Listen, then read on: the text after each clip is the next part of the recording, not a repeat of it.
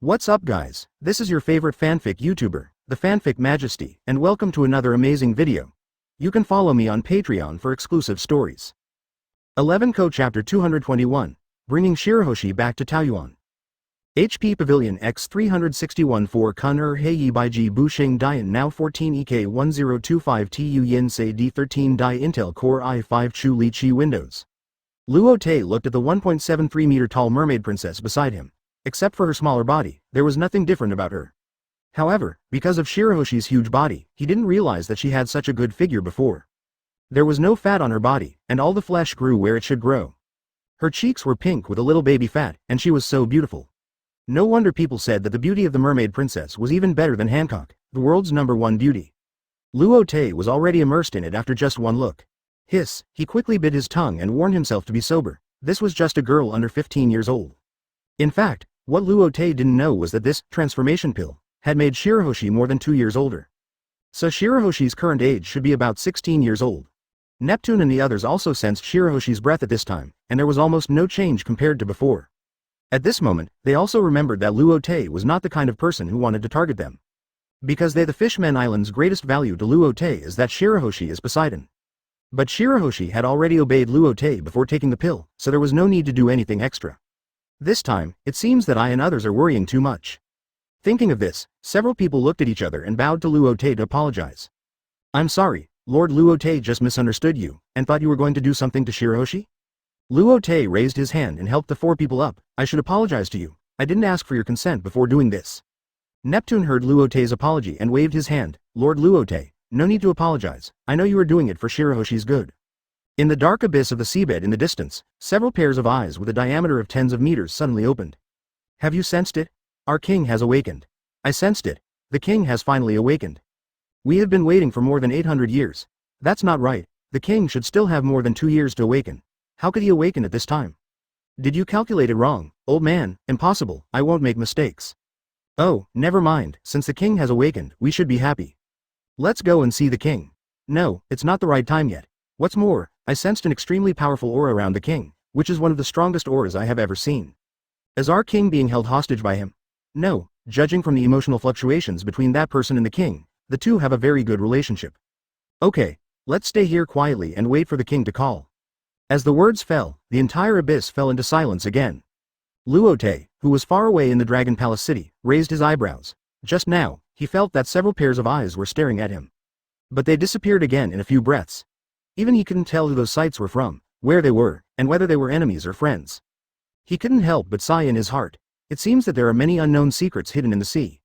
My husband, Shirahoshi, seems to hear someone calling. Luo Te turned his head to Shirahoshi with a puzzled look. Is someone calling you? He was stunned for a moment. If he remembered correctly, this was a sign of Poseidon's awakening.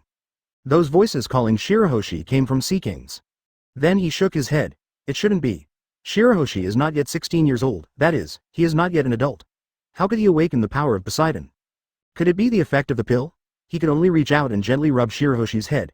It should be that you just wasted your energy by growing and shrinking. Are you hungry now? Bai Shin poked his face with his index finger. Is that so? It seems a little hungry. Hearing this, Neptune hurriedly asked the 3 shark stars to greet his men to prepare food. By the way, what did you call me just now? My dear husband, is there any problem? Ahem. Luo Te didn't feel anything, but Neptune was choked by his saliva and his face turned red. What's wrong? Did my father choke? Neptune waved his hand with a red face. Yes, I choked. However, Luo Te didn't make any rebuttal at this time. The two of them have now confirmed their relationship, so there is nothing wrong with calling my husband. As long as Shirahoshi likes, you can call me whatever you want. Neptune. I am your father, not a dog. My dear husband, eat this. My dear husband, try this. My dear husband, eat quickly. I'll feed you, my dear husband. I want my dear husband to feed me. At the dinner table, Shirahoshi was afraid that Luo Te would not be full, so he kept picking up food for him. Luo Te looked at the food piled up like a mountain in front of him, with a face full of laughter and tears. Why do I feel like I am the girl? By the way, my husband, when will you take Shirahoshi to see the real forest? Luo Te only remembered that he had promised Shirahoshi to take him to see the real forest. It had been more than a year, and he had completely forgotten about it, making this lovely girl wait for so long. He suddenly felt guilty. I'll take you to see the real forest now, okay? Shirahoshi nodded vigorously. Okay, Shirahoshi wants to go. But it won't embarrass my husband, right? Luo Te felt even more guilty for a while. Shirahoshi was so considerate that he felt ashamed. Neptune and the others didn't intend to stop him, they believed in Luo Te. And it seemed useless to stop him, it might even cause a grudge between Shirahoshi and them. It would be better to fulfill Shirahoshi's wish. This would not only make Shirahoshi happy, but also save Luo Te's face. What's more, there was no need to worry about safety issues around Luo Te. At the bottom of the sea, a huge bubble wrapped two figures and slowly moved towards the sea surface. My husband, is this the underwater world? So beautiful. Shirahoshi was curious, with stars in her eyes. She had never seen such a beautiful scenery. My husband, is that a lantern? That's the eye of a sea monster. Ah, my husband, will it bite Shirahoshi? Bang! Wow! My husband is so awesome. My husband, there is a glowing orb, it looks so good. Silly, that's the lantern of a giant lantern fish. Lantern? Looks so good, can Shirahoshi pick it? Originally, Luo Te was planning to go to the Seven Waters City, but she didn't expect to bring Shirahoshi with her now. As a mermaid princess, if she walks on the sea with a swagger, she will definitely be spied on by human traffickers, not to mention that Shirahoshi has a stunning face. No matter where she goes, she will become the focus of attention. Luo Te was not afraid, but he did not want to destroy Shirahoshi's beautiful vision of this world. Along the way, Shirahoshi was like a newborn kitten, full of curiosity about everything, and did not know what danger was. If Luo Te had not been by her side, she would have been eaten by the sea monster many times. After a long time, bang, as the electromagnetic barrier broke through the sea surface, Luo Te also brought Shirahoshi to the new world. Chapter 222. Shirahoshi encounters a pervert. My dear husband, is this the scenery above the sea? Shirahoshi's voice was soft, and every word fell into Luo Te's heart. Luo Te couldn't help but feel a little strange. The breath of this little girl was full of female hormones. He was a little overwhelmed. My dear husband, what's wrong with you? Why is your face a little red? Shirahoshi tilted her head and looked at Luo Te curiously. Hearing this, Luo Te reacted and scratched his head a little embarrassedly. Nothing. What did you ask just now? My dear husband, is this the new world? Luo Te nodded. Yes, this is the new world. Then is this Taoyuan? Luo Te touched Shirahoshi's head. We haven't reached Taoyuan yet. Isn't Taoyuan very big? Why is it not Taoyuan when we come up? When Luo Te heard this, he realized that Shirahoshi had stayed in the Fishman Island for too long, never left the Fishman Island, and had never seen the outside world. Naturally, he didn't know how big the world was. Silly, the world is big. Taoyuan is dozens of times bigger than the Fishman Island, but New World is hundreds of times bigger than Taoyuan. What? Shirahoshi was a little stunned. Is New World really that big? Let's go, it's still far from Taoyuan, let's go first. After the voice fell, he waved his hand and controlled the two to fly quickly towards Taoyuan. This beautiful lady, do you have time tonight? How about I play a song for you? A teasing voice sounded in Shirahoshi's ears. Shirahoshi turned around and saw a skinny man with a rather wretched look, with a wicked smile on his face. She shook her head apologetically. Sorry, I don't have time tonight. The wretched man was a little angry when he saw that his invitation was rejected, and stepped in front of Shirahoshi. Girl, lousy saw that you were pretty, most people don't have a chance to listen to my music. Shirahoshi continued to shake his head. Sorry, sir, I really don't have music bacteria. Damn it, girl, don't be shameless. You have to come today even if you don't want to. Seeing Shirahoshi's disgusted expression, the wretched man was already angry. The people around stood far away at this time, fearing that they would be implicated. Everyone looked at Shirahoshi and his partner with regretful eyes. It's over, that girl is finished. That's the musician of the I don't know the height of the sky and the depth of the earth pirate group under the Beasts Pirates hentai. It's over, everyone knows that the woman that Hawkeye wants to get has never failed. Now, these two people are miserable. Dare to provoke the people of Beasts Pirates. Luo Te heard every word of the surrounding discussions. His eyes condensed slightly. Beasts Pirates? They are indeed qualified to run rampant in the new world. Shirahoshi tugged at Luo Te's collar. My dear husband, I don't want to listen to this gentleman's music. Shirahoshi tugged at Luo Te beside him. Hearing Shirahoshi's words, the wretched man realized that there was a man in a cloak standing beside him, his whole face hidden in the shadow, and he couldn't see his appearance clearly. Luo Te knew that his face was already known to everyone, if he took Shirahoshi shopping without any disguise. It would definitely scare the flowers and plants, and Shirahoshi's trip would naturally be affected. So he hid himself in a thick cloak, and at the same time added a layer of electromagnetic force to his face. Others naturally couldn't see his face clearly. He knew that Shirahoshi might get into trouble, but he didn't expect to meet this skinny wretched man as soon as he landed on the island. He still underestimated Shirahoshi's charm, alas. He sighed slightly, raised his hand, and a thumb-sized electromagnetic ball fell on the wretched man along Luo Te's fingers. The wretched man trembled all over and slowly fell to the ground. What happened to hentai? Why did he fall to the ground and twitch? I saw the cloaked man just touched hentai, did he do something? Really? How dare he? He is a member of the Beast's pirates, and the one on top is Kaido of the Beasts. It's over. Originally, giving that woman to Hancock would solve the problem, but now it's really over. Let's go. Let's go quickly, otherwise, their Captain Kusoyaru will come soon. The crowd scattered and hid far away. My husband, what's wrong with this gentleman? Shirahoshi looked at the wretched man who was lying on the ground and still twitching with some strangeness, and was a little curious. Shirahoshi, don't worry about him. He has so fever. If you get close to him, he will be infected. Hearing Luo Te's words, Shirahoshi quickly jumped back a step, but, this gentleman looks so painful. Luo Te shook his head slightly. Shirahoshi was still too kind. Although he knew that this man was not a good person, he still didn't want to see him suffer. It seems that Shirahoshi still has little experience, and he will show her the dangers of this world in the future. Although he didn't want this pure white paper to be stained, but in this world, everyone is a pawn. What's more, Shirahoshi is the ancient weapon, Poseidon. Even Luo Te can't keep this piece of white paper pure all the time. I just hope that after thousands of years, Shirahoshi can still find such a simple self. So he still has to tell her the truth. Shirahoshi, this is a gangster, he is here to harass you. Shirahoshi nodded and responded, I know, but he didn't commit a big crime. Luo Te put his arm around her shoulders, no, you are my woman, I don't allow anyone to have ideas about you. Shirahoshi was hugged by Luo Te, and the whole person leaned in Luo Te's arms, her pretty face flushed, and her tone was a little hesitant for a while. No. No, my husband. Just when Luo Te hugged Shirahoshi and was about to take her away, several electromagnetic waves attacked the location of the two. He guessed that it should be the so-called Captain Kusoyaru and others. Luo Te knew that if the two left like this, those people would still come to the door, so it would be better to solve it all at once to save trouble. Soon, a group of people appeared in front of Luo Te and the others. The leader was about 3 meters tall, extremely thin, but with 5 or 6 layers of swimming rings on his belly. He looked like Luo Te's Ab Wheel from Blue Star in his previous life. Luo Te couldn't help but complain in his heart, this look is really a bit strange. It's over, Kusoyaru is here, these two are really finished. Just run away earlier. No, they can't run faster, Kusoyaru is famous for his speed, and he is known as the second man in the world. That's it. Kusoyaru couldn't help but raise his proud head when he heard the discussions of the people around him, and he was very happy. Then he moved his eyes to Shirahoshi, couldn't help swallowing his saliva, and sighed. What a beautiful girl. You are the ones who killed Hunta? Shirahoshi tugged at Luo Te's cloak. My husband, I don't like this gentleman, he is so ugly, Nani. Hearing this voice, everyone's mouth was like an egg stuffed in it, and they opened their mouths wide. Some people even dislocated their jaws. Kusoyaru also looked incredulous, and no one in the world dared to say that to him. You are looking for death, this woman must come to company lousy for one night today, and this man licks my feet. Luo Te shook his head when he heard this, and he wanted to you when he heard this voice. Without hesitation, he stretched out his hand and grasped it in the air, and an electromagnetic knife with a blue-purple light appeared in his hand.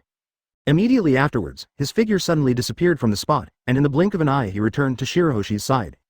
As the electromagnetic knife slowly disappeared in his hand, Kusoyaru and others fell to the ground like wheat being cut. What? Why are they all lying on the ground? It's over, the cloaked man is finished. Ah, that's an electromagnetic knife. What? An electromagnetic knife? Then he is Luo Te, the god killer. Luo Te, the strongest man in the world. Chapter 223. Shirahoshi and Taiyuan. Even though Luo Te and Shirahoshi had left, the shock they left behind remained. People's discussions never stopped. I didn't expect that the cloaked man was actually Shen Tu. Kusoyaru's death was so miserable. Yeah, I didn't expect that he met Shen Tu. Shen Tu is the strongest man in the world. Even Kaido of the Beasts can only bow down to him. It seems that Kaido can only suffer in silence this time. Fortunately we didn't offend him. A buck-toothed man hiding in the dark slowly put away his mushi, still muttering. Fortunately I didn't call. I thought I could make a lot of money with that mermaid, but who knew that the other party was actually Shen Tu's woman? What a mistake. Luo Te and Shirahoshi could no longer hear the crowd's discussions. Luo Te was now heading towards Taiyuan at a high speed with Shirahoshi. Shirahoshi's face was a little pale. It was obvious that the scene of Kusoyaru and others falling to the ground and dying had left a bad impression on her. Luo Te also knew that it was not good to let a young girl see this scene. Moreover, her mother, Princess Odahime, died in front of her when she was a child, and the hissing of Kusoyaru and others might have aroused her fear. Luo Te hugged Shirahoshi tightly in his arms. For a moment, he blamed himself for being too impulsive. He had always wanted Shirahoshi to see the darkness of this world, but he did not take into account the girl's ability to bear it. The development of Taiyuan is indeed very radical, but Luo Te still adheres to the principle of harmony between man and nature. Before, Whitebeard became the largest urban central park in Longan. At this time, Luo Te brought Shirahoshi to Whitebeard. Luo Te's identity is special, so he put a layer of electromagnetic force around the two of them so that no one else can see it. My husband, is this the forest? It's so beautiful. Shirahoshi looked at the endless and towering forest trees in front of him, and the whole person was very excited. 8 years of isolation made him very curious about everything in the outside world, curious about what stars are, curious about what forests are, and curious about what the real sun looks like. He had never seen what a forest looked like, so he had never even dreamed of what a forest looked like.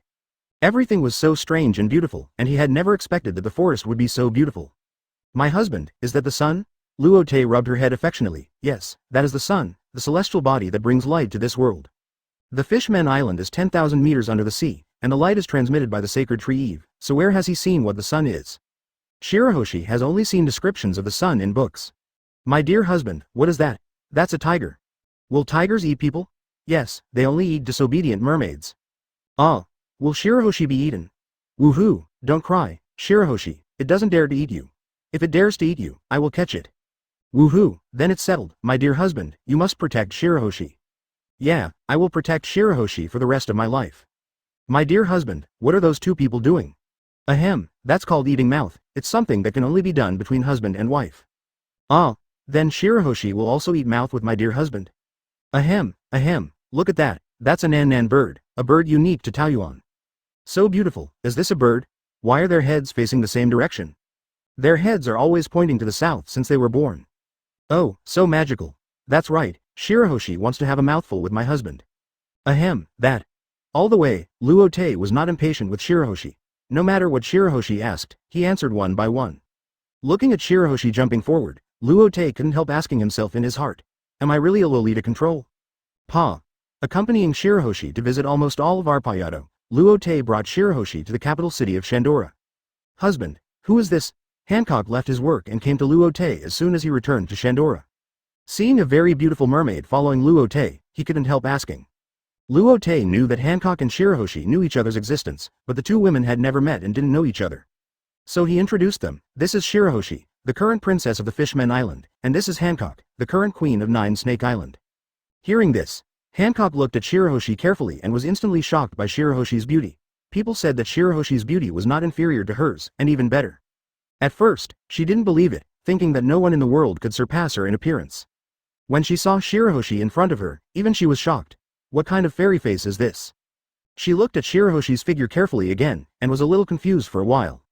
Isn't it said that Shirahoshi is a huge mermaid? Why is it so normal to remind her? But Luo Te shouldn't lie to her, Sister Hancock, I am Shirahoshi. Shirahoshi's voice trembled slightly. Hancock held Shirahoshi's arm and smiled at her, Sister Shirahoshi, welcome to Taiyuan. Feeling the kindness of Hancock, Shirahoshi's nervousness disappeared at this moment. Thank you, Sister Hancock. Shirahoshi is simple but not stupid and knows everything. Luo Te was also very happy to see the two of them like this. He was not afraid of the world government or IM. What he was most afraid of was the relationship between several women. At this time, a clear female voice sounded, Sister Shirahoshi, how did you become smaller? Then a ball of fire and a ball of white clouds appeared in front of Luo Te and others. The one who just spoke was naturally Nami. Sister Nami, Sister Linger, hello. Compared with the nervousness when he first met Hancock, it was obvious that there was no strangeness when he met Linger and Nami again. Isn't your body big? Why did you become so small? Linger asked again. This is a magical pill that my husband gave me. Now I can control the size of my body freely. Linger and the others looked at Luo Te. Nami said, Luo Te, did you give Shirahoshi the devil fruit? Linger also said, it's not good for Shirahoshi to eat the devil fruit. Luo Te waved his hand quickly, it's not the devil fruit, there are no side effects. After Luo Te's answer, the women ignored him and left hand in hand. Sister Shirahoshi, let's take you to Longan. Luo Te was left alone in the wind. King, the leader of the Revolutionary Army has come to Taiyuan. Chapter 224. The Revolutionary Army arrives. Oh, Mr. Dorag, how are you? How come you have time to come to Taiyuan? After sensing the location of Dorag and his group, Luo Te came to Dorag. At this time, there were only 3 of them, namely Monkey D. Dorag, the leader of the Revolutionary Army, Sabo and Koala. Mr. Luo Te, you said you would take us to Taiyuan when you have time, but I waited and waited but didn't wait, so I had to come by myself? Luo Te patted his forehead when he heard it, and then he remembered that he seemed to have promised several people like this. Sorry, I really forgot. Come, I will take you around Taiyuan. In fact, when Dorag and his group just landed on Taiyuan, they could clearly feel that Taiyuan was different from other countries. It is peaceful and peaceful here, prosperous and prosperous, with convenient transportation and happiness everywhere. At the same time, as Luo Te led a group of people walking on the street, they became more and more shocked. Taoyuan gave them the feeling that the world would eventually look like after the realization of their revolutionary army's ideals. The difference is that their country only exists in ideals and is almost impossible to achieve. But Taoyuan actually exists in the world. At the same time, Drago couldn't help but recall what Luo Te had said to him. At that time, he thought Luo Te was just a young man who had strength but didn't know how high the sky was and how deep the earth was. Just like those pirates who wanted to change this era. It seems that they still underestimated this young man. Because they have never seen any country that is so democratic and people-oriented. All of this is derived from Luo Te's ideas. It is hard to imagine how many incredible ideas are in Luo Te's young head. Similarly, these ideas have never appeared in this world. Drago felt that Luo Te was like a mysterious person who fell from the sky with the mission of changing the pirate world. After listening to Not's explanation of the school and the academy, Sabo couldn't help but ask, Mr. Luo Te, you let every child in Taoyuan learn literary knowledge and combat knowledge since childhood. Aren't you afraid that wars will become more frequent after people become powerful? Luo Te shook his head and said, actually, you are wrong. Whether wars break out has no direct connection with the strength of people. What is that? Sabo and Clar were puzzled, and obviously forgot what Luo Te said at the time. They believed that this world is the law of the jungle, and once people have strong strength, wars will definitely break out. As long as there is war, people will suffer and the world will fall into chaos. Even if a country is established, it is impossible to avoid it. Luo Te replied, I seem to have said before that the reason why people go to war is not because of how powerful they are, but because of interests. Clar couldn't help asking, but as long as there are people, there will be unequal distribution of interests, and war is inevitable. Benefit distribution will definitely not satisfy everyone, and there is no distribution method that satisfies everyone's interests in this world. So we just need to satisfy the interests of the vast majority of people and constrain the small number of people. Then, on the way, several people discussed a lot about the concept of founding a country. It's just that with the limited ideas of Dorag and others, it will soon be. All three of them were impressed by brother Luo Te. I want to cooperate more deeply with Mr. Luo Te. The original Bendo brought a few people to Taoyuan for the purpose of further cooperating with Luo Te. After visiting Taoyuan, they were more hopeful about the future. Dorag is not a selfish person. The original intention of his founding the revolutionary army was for the common people, not for himself to be the king of the world. Luo Te looked at Dorag with interest. He also guessed that Dorag's purpose of coming here was not just to visit Taoyuan. Because what the revolutionary army did was nothing more than to make small countries break away from the world government and eventually bring down the world government. There was no plan for what to do after the collapse of the world government. So the revolutionary army can only be called an army, just an army and a means to overthrow the world government. Oh, I don't know how Mr. Dorag wants to cooperate in depth. I want to merge the entire revolutionary army into Taoyuan. What? Luo Te was a little confused when he heard it. He didn't expect Dorag to make such a decision. This is too incredible. You know, the revolutionary army is currently the most powerful organization after the world government. It has a considerable influence in the world, even stronger than Taoyuan. And Dorag made this decision to merge the revolutionary army into Taoyuan. How could he not be surprised? What's the difference between this and giving up the revolutionary army? Sabo and Clar also looked at Dorag with surprise. Dorag is on. Dorag waved his hand. My original purpose of establishing the revolutionary army was to bring peace to the world. But after so many years, I am still in prison and have achieved little success. He turned to look at Luo Te. Only a strong alliance can achieve this great goal. Clar was still puzzled. Even if this is the case, we don't need to join Taoyuan. Can't we just cooperate on an equal footing? Dorag shook his head when he heard this. As for the Taoyuan we saw along the way, their strength is far beyond the revolutionary army. Mr. Luo Te's philosophy is more suitable for this world. Moreover, if we really cooperate on an equal footing, who will lead this world after overthrowing the world government? There is no absolutely fair cooperation in this world. Since we know this is the case, joining Taoyuan is the best way. Hearing Dorag say this, Luo Te also understood the reason. Mr. Dorag, you really don't have to be so impulsive. Dorag shook his head. This is not an impulsive decision. I believe Mr. Luo Te can bring light to this world. Luo Te stared at Dorag closely, and seeing that there was not much change on his face, he felt a sense of respect for this man for a moment. Then he stretched out his right hand in front of Dorag. Snap. The two shook hands like this. Then several people talked in depth about the future of the revolutionary army. Dorag and others were a little shocked by Luo Te's plan, and at the same time felt that it was very much like Luo Te's style. Because Luo Te did not change any structure of the revolutionary army was still the revolutionary army, and did not interfere with any actions of the revolutionary army. He would even provide funds for the revolutionary army. The only requirement was to help Taoyuan contain Marijoas's army in the final battle. In the same Luo Te plan, the revolutionary army would maintain the stability of the entire world in the future, just like Marine. Chapter 225. Luffy encounters Smoker HP Pavilion X361 4 Kun'er Hei Bai Ji Bushing Dian Now 14 EK1025 Tu Yin Se D13 Dai Intel Core i5 Chu Li Chi Windows. East Blue, Loguetown. Usopp. We see the exit. We're almost at the coast. Brothers, run fast. Usopp, Sanji, and Luffy were running toward the coast. In Loguetown, Luffy met Buggy and his gang who were looking for revenge. Sanji knew that if he got entangled with Buggy and his gang, he would waste a lot of time. It would definitely attract a powerful marine, and then they would be delayed in going out to sea.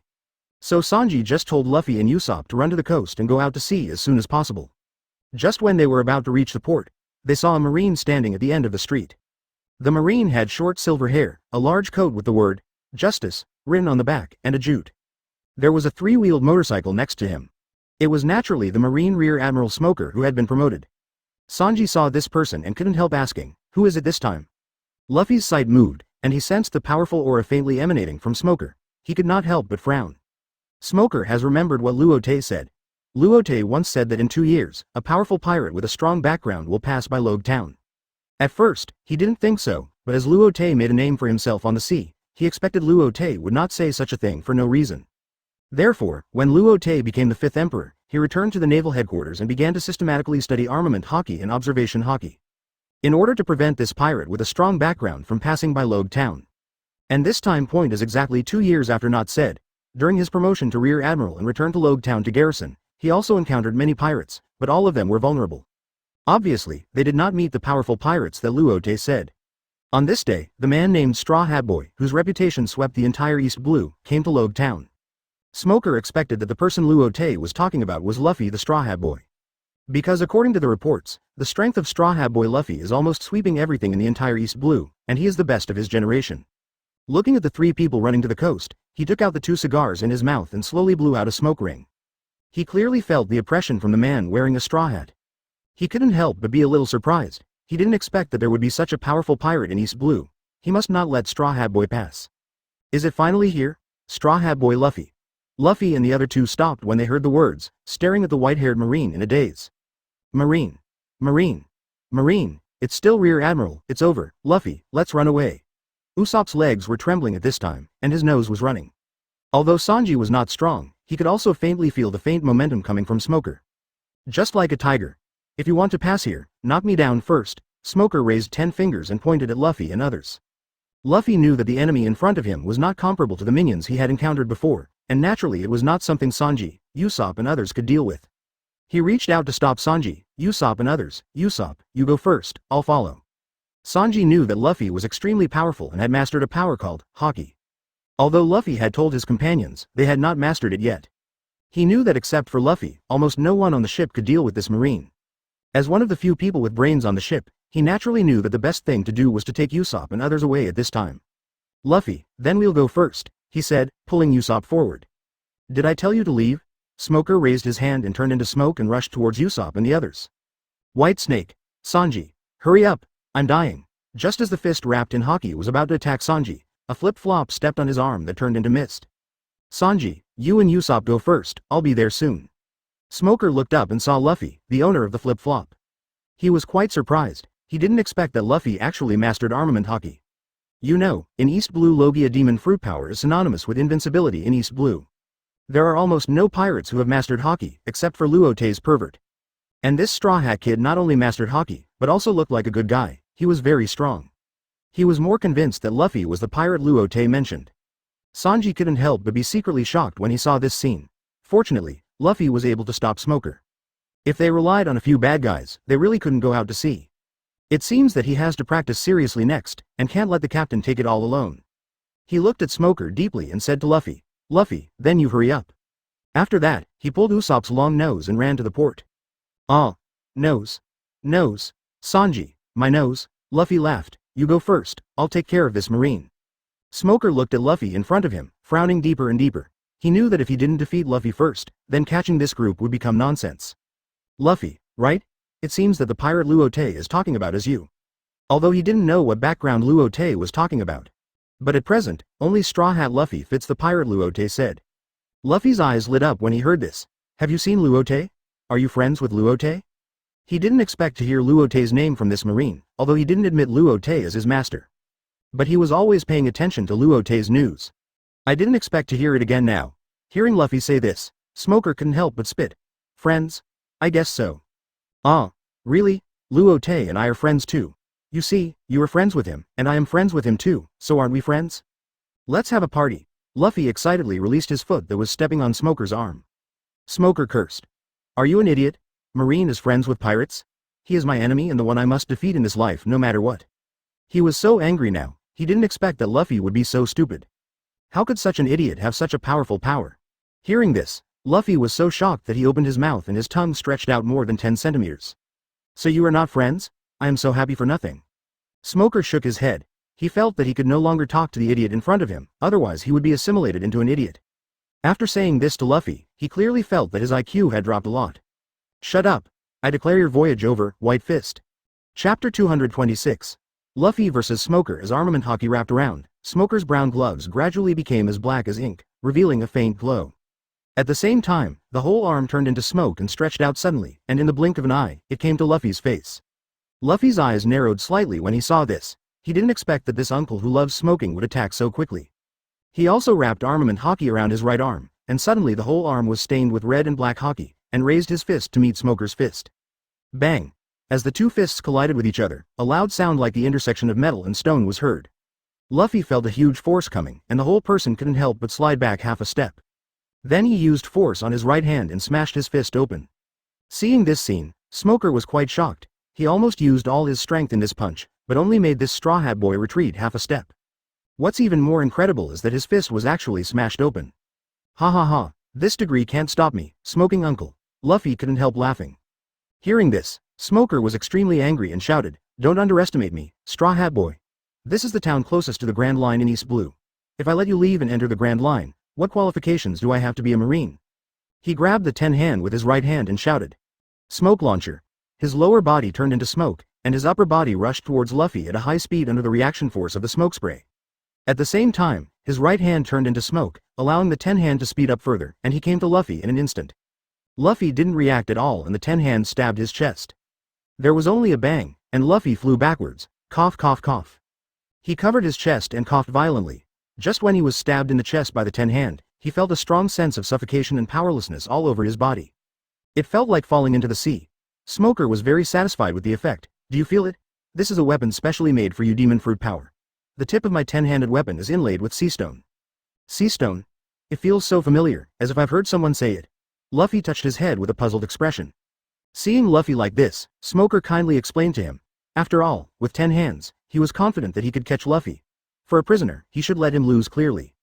Sea stone is the essence of the sea, which can make the demon fruit power that touches it lose its ability. It's like falling into the sea. Hearing Smoker's explanation, Luffy thought for a while and shook his head. He couldn't figure it out with his brain. Oh, it's the incredible stone, right? At this time on the Golden Mary at the seaside. Sanji. Why didn't Luffy come?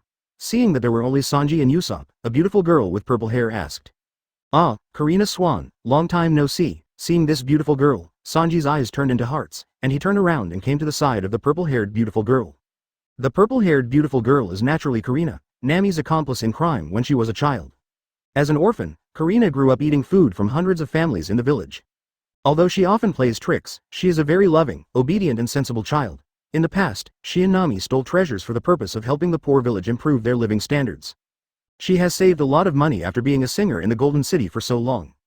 So she returned to East Blue half a year ago. As a little fox who often travels around alone, her navigation skills are comparable to Nami.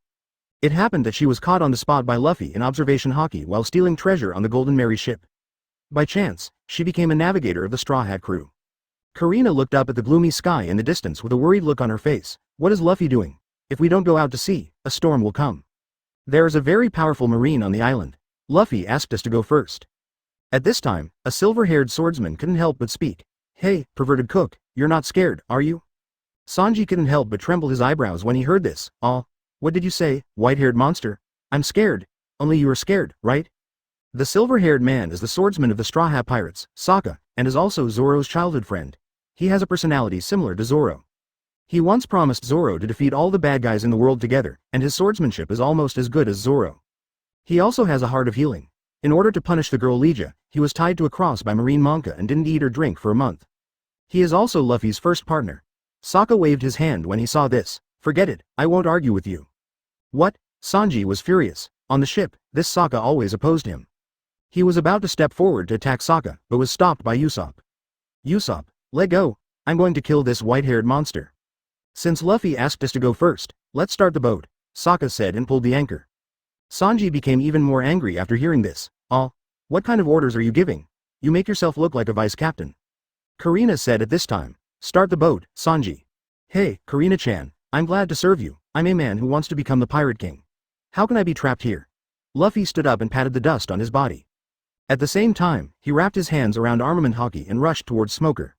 I'm Marine, and I have the responsibility to protect the peace of the sea. I will never let you pass through here. After that, Smoker condensed Haki on his 10 hands, and the entire 10 hands suddenly became dark. Bang! Bang! Bang! For a while, the figures of the two kept flashing on the field. Hoo. Sea stone is really an annoying thing. Luffy couldn't help shaking his hands. Every time he touched the sea stone, he became weaker, which made him feel very frustrated.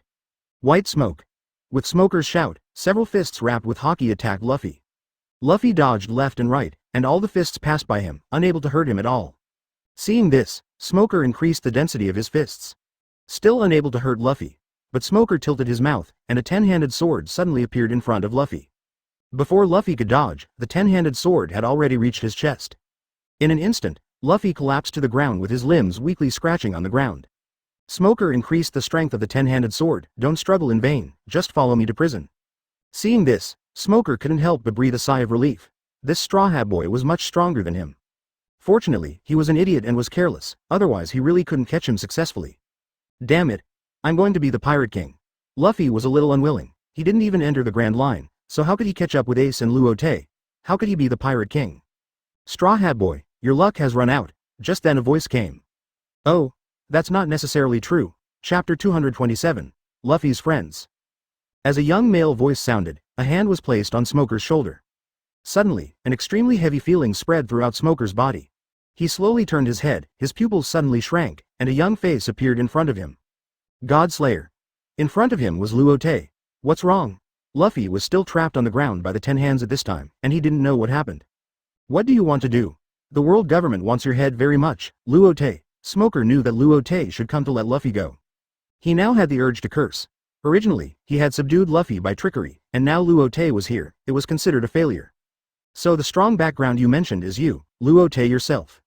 Luo Te shook his head helplessly. I promised to help him send his son to the sea, and I can't do anything. Who told me to be easy to talk to? After that, he grabbed Luffy. Luo Te, why are you here? Luffy was very surprised to see Luo Te, but also very happy. I'm just here to help you. Luffy touched his head, pointed at Smoker and said, ha ha ha, thank you. This smoking guy has a magical weapon. I will be powerless if I touch him. Ignoring Luffy's complaints, Luo Te said to Smoker, goodbye Smoker, Rear Admiral.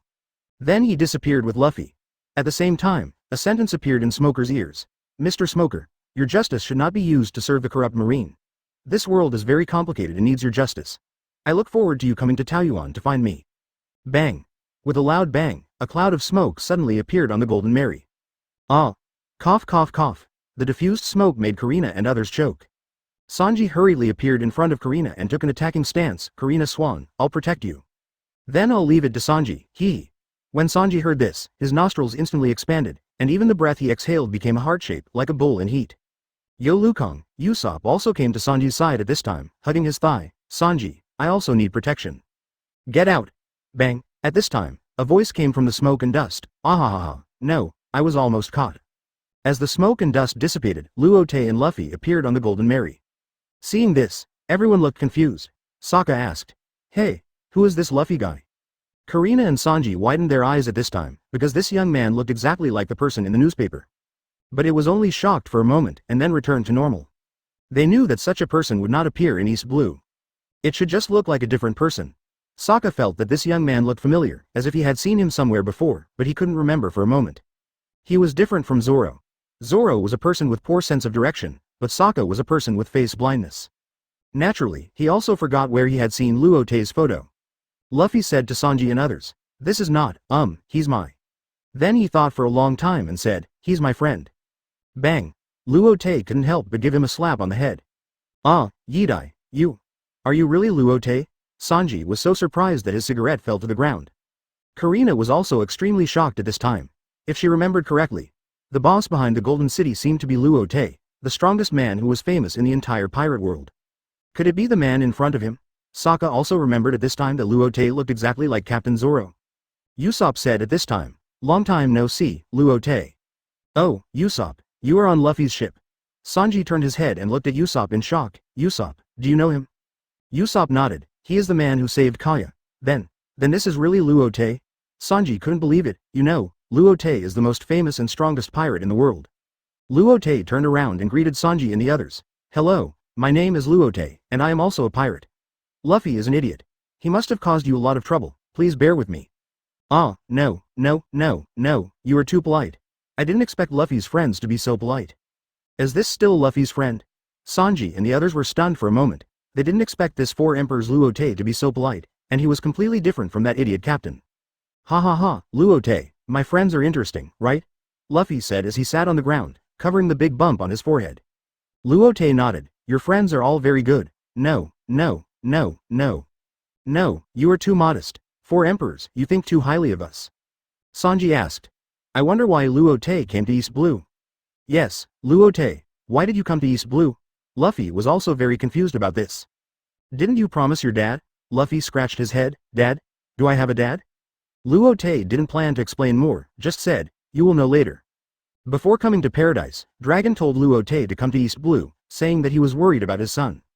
He had to say that he was really impressed by the intelligence of the Revolutionary Army. They knew almost every piece of information on Paradise Island. He also knew Luffy's exact location. Since they were partners, they would still help with this, not to mention that Luffy, as Luo Te's disciple, should also come and see. "Let's go, I'll take you to Grand Line." Usopp was so happy that he almost jumped up. "Really? Are you really willing to take us to Grand Line?"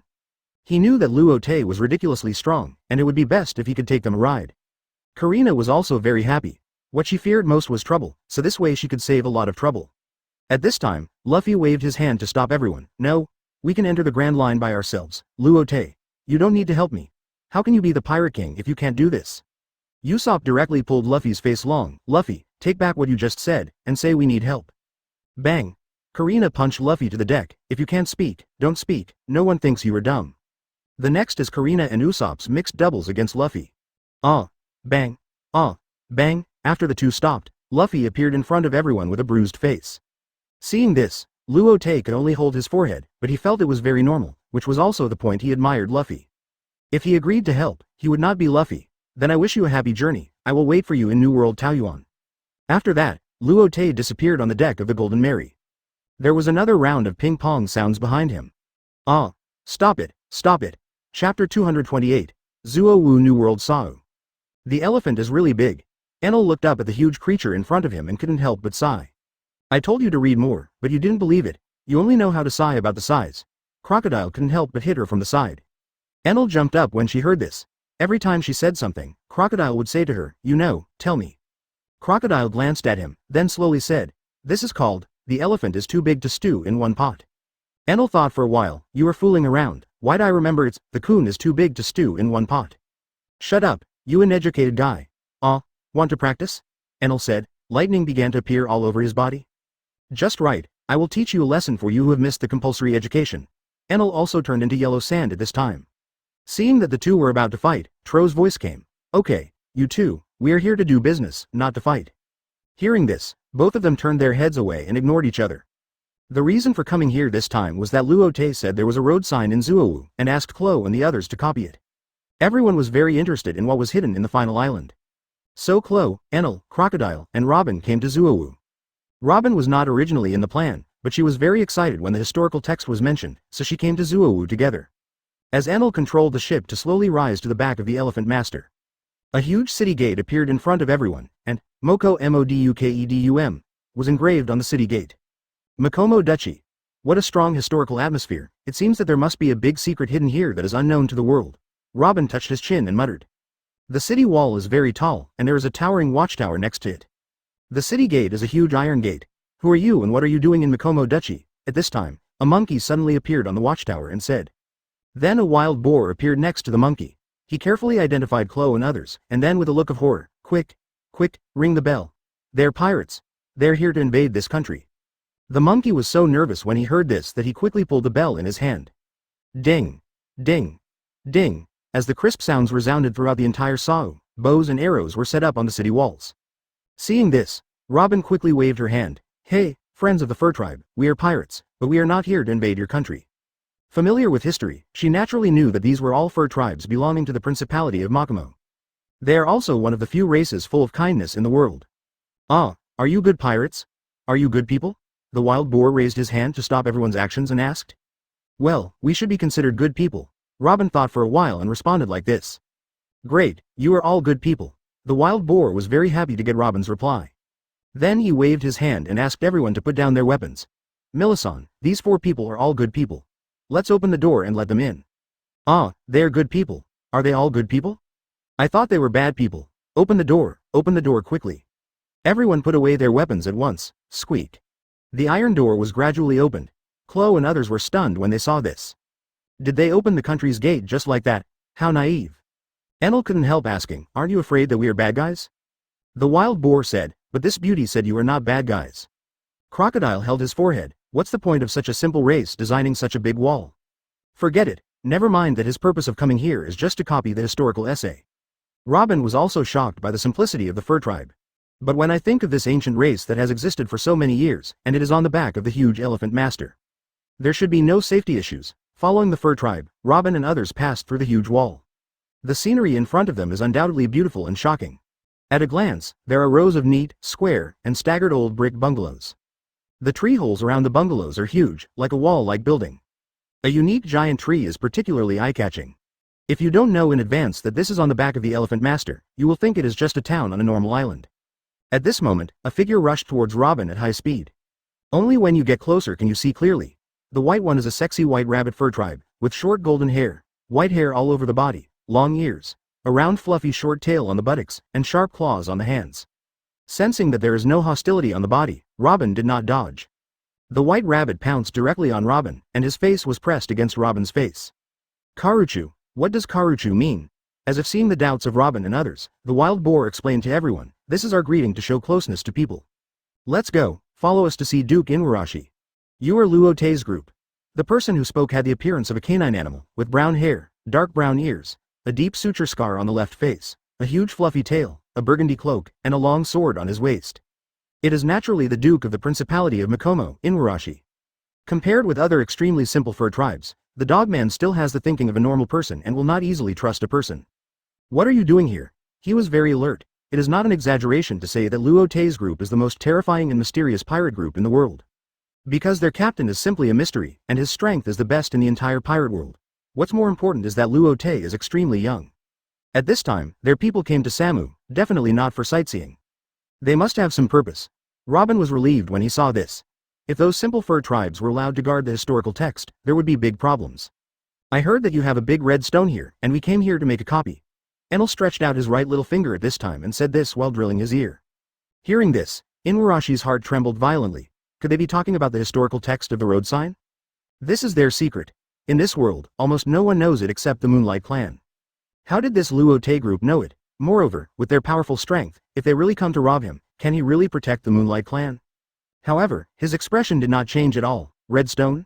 We, the Fur Clan, have lived on Shangzu's back for generations, and have never seen any red stone. Ah, are you saying we are lying to you? Enel took out his little finger and blew it. At the same time, a powerful aura burst out from his body. When this aura hit Inuarashi, Inuarashi felt like he was falling into an ice cave, as if he could not even control his own life and death. At this moment, a hand was placed on Enel's body, and the extremely compelling aura disappeared instantly. Chapter 229. Elephant Master. A young figure suddenly appeared behind Enel. Luo Te, why are you here? The person who came was naturally Luo Te. He was still worried about the others, so after Luffy finished his work, he rushed to Sasuke at a high speed. Fortunately, he came. Otherwise, even if Crow and Robin could accomplish this, Enel would have ruined it. As Luo Te's woman, Robin was also the first person to discover Luo Te. Who knows what you will do? Inuarashi's heart was half cold at this time. The oppression that Robin and others gave him was incomparable. At this time, Luo Te came. Isn't this the end? Luo Te, what are you doing in Sasuke? Following the guidance of fate, I came to copy the text of the road sign history. Luo Te's tone was very flat, making the whole person look extremely showy. Robin couldn't help rolling his eyes when he heard it. Even Crow and others didn't know why Luo Te said this. Inuarashi couldn't help but secretly complain. Are you playing me for a fool? However, he could only complain in his heart and didn't dare to say it out loud. I wonder if you can tell me in detail. Luo Te knew where the red historical text of Satake was, and he was fully capable of robbing it directly. It was not his style not to do so. He thought of the Moonlight Clan. Inuarashi and Cat Viper were both members of the Moonlight Clan. I tell you that Moonlight Momonosuke is still alive. What? Inuarashi was shocked, but then he pretended to know nothing and shook his head and said, Who is Moonlight Momonosuke? I don't know him. He was in a state of shock. Moonlight Momonosuke was a child 18 years ago, the son of Wanokuni General Moonlight Odin. 18 years ago, because of Kaido's invasion, the Moonlight family, including Odin, had been wiped out. How could Lord Momonosuke still be alive? The most important thing is how did Luo Te know Momonosuke? It seems that Luo Te is only 18 or 19 years old. I know you definitely don't believe that Gecko Momonosuke will appear again in 2 years. Inuarashi kept shaking his head. I don't know that Momonosuke, and we don't have any redstones here. If Luo Te wants to visit Samu, I can lead you. I advise you not to be ignorant. Enel couldn't stand this at all, and raised his hand to discharge. He was stopped by Klo, Kinemon, Ashura, Denjiro, Inuarashi, Cat Viper. The names came out of Luo Te's mouth one by one. Every time he spit out a word, Inuarashi's face changed a little. Don't say it. Who are you and why do you know this?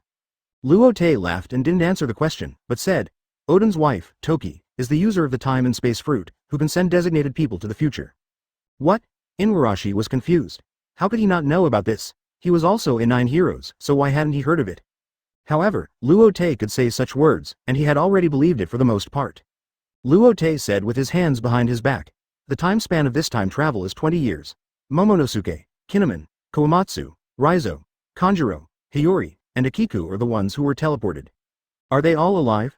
Lord Momonosuke is fine. Is this true? Inuarashi was a little unbelievable for a moment. Luo Te nodded. Of course I don't have to lie to you. That's great, that's great. Inuarashi was in tears at this time, and the whole person was very excited. For so many years, the few red scabbards who survived have been living in guilt, with no way to seek revenge. Their companions either died or lived in hiding.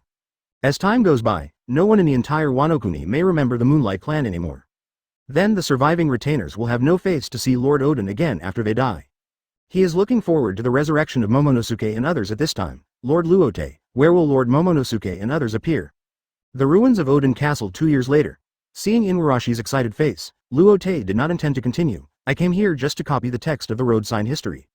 Inuarashi's excitement gradually calmed down after hearing this. Just now, he was a little excited by the news that Momonosuke was still alive. He completely forgot that there were Luo Te and his gang in front of him who were eyeing him covetously. Indeed, Luo Te has been classified as a good person in his heart, and he is not considered one of his own. The text of the road sign history is indeed in Samu, but whether I can see it is not something I can decide alone. Inuarashi's voice was a little hesitant. Just when Luo Te was about to say something, a voice rang in his mind. Who is this person? The breath is a bit strange. He raised his eyebrows and knew that the voice was the Lord of the Elephants. I didn't expect you to actually speak. Can you hear me? Luo Te heard this voice and reacted immediately. In the pirate world, except for those with special abilities, almost no one can hear the sounds of sea kings or other animals and plants. And the ability to hear these sounds is called the ability to listen to the sounds of all things. Is it strange? The Elephant Master murmured. This young man doesn't seem to be the prophet. Why can he hear my voice? Luo Te no longer paid attention to the Elephant Master, and turned to Inuarashi and said, I know there is another king of the night, Cat Viper, right? Inuarashi nodded and then shook his head. Maybe neither of us can decide on this. At this time, Enel took out an apple from somewhere and took a bite and said, Then tell us the location of the historical text, and we can go there by ourselves. Inuarashi looked at Enel with a vigilant face, and could only say, I have to go to the boss Cat Viper to discuss it. Luo Te and his gang, do you want to see the road sign historical text? Meow. A cat-like fur tribe with a pipe in his mouth appeared at the door, with golden hair, a ferocious face, sharp teeth, and a fluffy tail behind him. Of course, it was Cat Viper who had just been awakened by his subordinates. Boss Cat Viper, I want to see the main text of history. Robin's tone was quite calm and gentle. Ha, meow, Cat Viper yawned. It depends on the Lord's intention. At this moment, the entire furry principality shook. Inuarashi and Cat Viper knew that this was the Lord's activity, and the Lord would soon spray water with his nose. This is also a unique wonder of their principality. With a bang, a light mist appeared above the principality. A rainbow bridge was built in the sky. What is this? The Lord's intention? Inuarashi glanced at Cat Viper. and both of them saw the surprise in each other's eyes. This is clearly the Lord's opinion, or the meaning of agreement. Could it be that Luo Te is the prophet? It's so beautiful, I have never admired a rainbow so closely, it's really quite spectacular. Robin rarely showed the posture of a little woman at this time. Since the Lord of Nature has agreed, it means that you are the people in the prophecy. We will take you to read the read historical text. Chapter 230. Road Sign Historical Text. Luo Te just clearly heard the words of the Elephant Master. Since you also have the ability to listen to everything, then you are the prophet, and this world is handed over to you. He was a little surprised. Logically speaking, he could hear the voice of the Elephant Master, which should be the ability of the electromagnetic fruit, but the Elephant Master guessed that he could listen to everything. Let him alone, at least it seems that the result is good for now. Finally, we can get another piece of the historical text of the road sign. Before in Wangguo, they copied the historical text of the road sign of Big Mom. We also got the piece of Satake, and the piece of Kaido was also quite easy. The only piece left of the 4 pieces is the one that was missing in the Fishman Island. Luo Te guessed that the piece was likely to go to Elbaf, the country of giants. It seems that we have to find time to go to Elbaf. Just remember how to follow the vines, and you can climb to the top. Cat Viper walked in front and led the way. Enel looked up at the huge tree that looked like a whale, and was a little surprised. So the historical text is in such a place. Why not hide it underground? Crocodile laughed. I said you were stupid, but you still don't believe it. Don't you know what is underground? This is on the back of an elephant. Where is there any underground? Enel was a little unhappy when he heard such a tone. Aw, this is so powerful, but you just talk about it. Crocodile shook his head and looked down at Enel. I don't want to bother with people like you. Seeing that the two were about to fight, Klo couldn't help but shouted, enough. You two, why do you always curse each other? The two snorted and stopped quarreling. Although the two quarreled at ordinary times, their relationship was the best on the ship. Although no one could stand each other, they almost appeared together no matter what they did. Luo Te tilted his head and looked at Crocodile with a thoughtful look on his face. If he remembered correctly, Ivankov of the Revolutionary Army knew Crocodile's secret and was more likely to be the creator of Crocodile's current body. Could it be that Crocodile was originally a woman? He. Crocodile got goosebumps when he saw Luo Te's eyes. Hey, Luo Te, your eyes are a little strange, you are not Brokeback Mountain, right? Peeved. Lousy is not that kind of person. Following Cat Viper, everyone came to the tail of the whale tree. The main text of history is here. Before Enel finished speaking, Cat Viper slowly pushed open a hidden stone door. A long and deep staircase leading down appeared in front of everyone. I didn't expect it to be hidden in such a place. The most dangerous place is the most dangerous place, Robin sighed. There is such a dark room on the most conspicuous tree in this principality. Da. Da. Da. The footsteps of everyone sounded very crisp in the long tunnel. From a distance, everyone saw a bright red square boulder sitting alone in the hall at the end of the tunnel. There is a magical icon on the wall above this stone. She ran over quickly and pointed at the mysterious icon and said, it seems to be the family crest of the Moonlight Clan.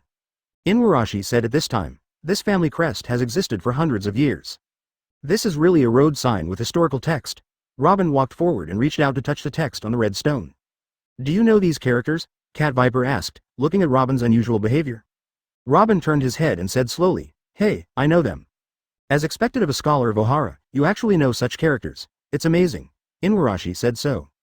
Luo Bing was a little surprised. Logically speaking, there wouldn't be many people who knew Ohara in this world, but I didn't expect that this cat and dog were two of them. Have you heard of Ohara? Cat Viper stretched out his cat's claws, took out the pipe, and said, of course we know.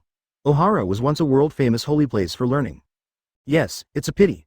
At this time, Inuarashi's voice seemed a little regretful. You should be the only scholar of Ohara still alive in the world. Robin looked a little depressed when she heard this, but then she shook her head. I am the orphan of Ohara, but our Ohara's knowledge has been passed down, and I am not the only one who knows this ancient text now. Robin has written everything he knows into a book and taught it to the students of Taiyuan. Ohara's will was also passed on. After saying that, he turned around and began to translate the text on the historical text.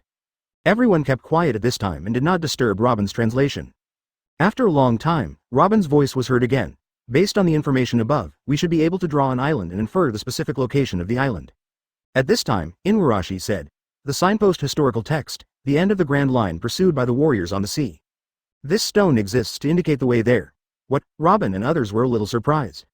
Luo Te had not told them these things before. Cat Viper also explained. The reason why the whale forest is sacred is because of his existence. So our night group has the need to protect her. The end of the Grand Line, Crocodile murmured. He was very curious about the end of the Grand Line. Cat Viper continued with Inuarashi's words and said, there are 4 such road sign historical texts. Klo asked, one can clearly write the location of the final island. Why are there 4? Could there be fake ones? Cat Viper shook his head, of course not, each one is real. Then, each road sign historical text marks a location. Connect the two diagonal historical texts together, and the intersection of the two connecting lines is the final island, Raftel. Cat Viper explained it clearly. However, Robin's next sentence made everyone fall into deep thought again. According to the mark, this location does not seem to be fixed. What the hell is the use of this road sign historical text? Then why bother to do these? Enel's original interest was extinguished at this moment. At this time, Crocodile said, each signpost records the location of the historical text. If it is fixed, then the location of the final island is also fixed. Why do we need to make 4 historical texts? Can't one historical text mark its location? If it is just for encryption or security, wouldn't it be safer to have more historical texts? Crocodile asked in confusion, so you mean the location of the final island is not fixed? Luo Te nodded after hearing Crocodile's inference. Croco's inference should be correct. Robin stroked his chin. No wonder only Pirate King Roger has been to the final island for so many years. Chapter 231. Blackbeard's escape. Looking at the people of Luo Te who left. Inuarashi and Cat Viper looked at each other and said, so Luo Te is the one in the prophecy. No wonder he is so successful at sea.